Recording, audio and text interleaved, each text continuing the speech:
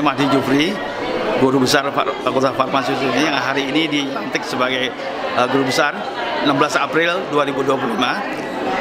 Ya, sebagai Guru Besar Teknologi Herbal, kita tahu pada saat COVID-19 itu masyarakat berburu obat-obat herbal, ya.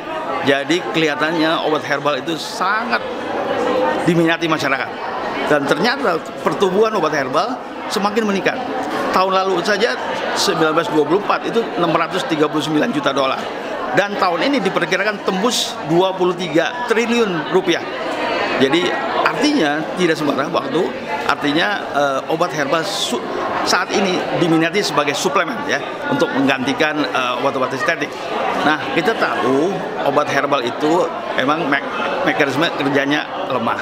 Tapi dengan teknologi modern yang disebut novel drug delivery system, obat-obat herbal dapat dibuat seperti liposome, kemudian nano emulsi, kemudian ya sebagainya, termasuk SNAD dan sebagainya, juga polimer, ya. SLN juga. Nah, kita tahu SLN yang selama ini digunakan untuk vaksin, ya, untuk vaksin COVID-19 seperti solid lipid nanopartikel atau lipid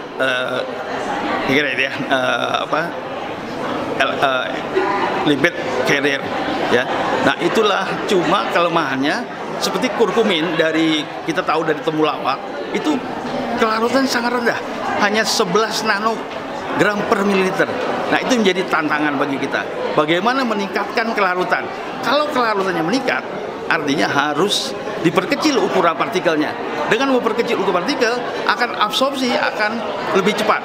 Kalau absorpsi lebih cepat, berarti ketersediaan obat di dalam darah, namanya bioavailability, itu akan meningkat. Nah, dengan teknologi ini diharapkan dapat meningkatkan istilahnya dari jamu naik kelas, ya. Mudah-mudahan hal ini bisa terrealisir, ya. Nah, penelitian saya yaitu penelitian tentang nano emulsion dulu waktu S3 di Kuala Lumpur, basicnya adalah dari kelapa sawit, ya. Tuhan menciptakan pohon kelapa sawit, ya, itu sebagai saya sebut sebagai emas hijau. Kalau emas selama ini dikenal sebagai emas yang harganya hampir 2 juta saat ini, kemudian ada emas hitam yaitu batu bara, dan emas ketiga itu emas hijau, yaitu pohon kelapa sawit. Pohon kelapa sawit diberikan Tuhan kepada Indonesia ini itu terdiri dari TBS, ya, tandan buah segar, dan ada kernel. Tandan buah segar kalau kita peroleh itu harus menghasilkan CPO, crude palm oil, itu bahan baku untuk pembuatan minyak goreng. Nah, kernel, ya, menjadi minyak kernel. Kalau kita esterifikasi, itu akan menghasilkan MCT, medium chain triglyceride. Sementara kalau CPO itu menghasilkan namanya LCT, long chain triglyceride. Nah, pembuatan saya waktu di Kuala Lumpur adalah campuran antara LCT dan MCT untuk orang-orang yang kekurangan lemak sebagai infus parenteral, lipid parenteral, ya. Dan syaratnya farmakope Amerika itu harus kurang dari 500 nanometer.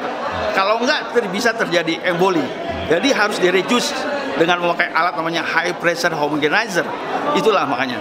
Nah, kemudian pada saat saya pulang ke Indonesia melakukan itu, saya loaded kurkumin tadi dari temulawak di dalam basic yang saya buat di Kuala Lumpur, dan itu berhasil sebagai anti inflamasi, yaitu anti radang. Dan saya buktikan dibandingkan dengan ketorolak.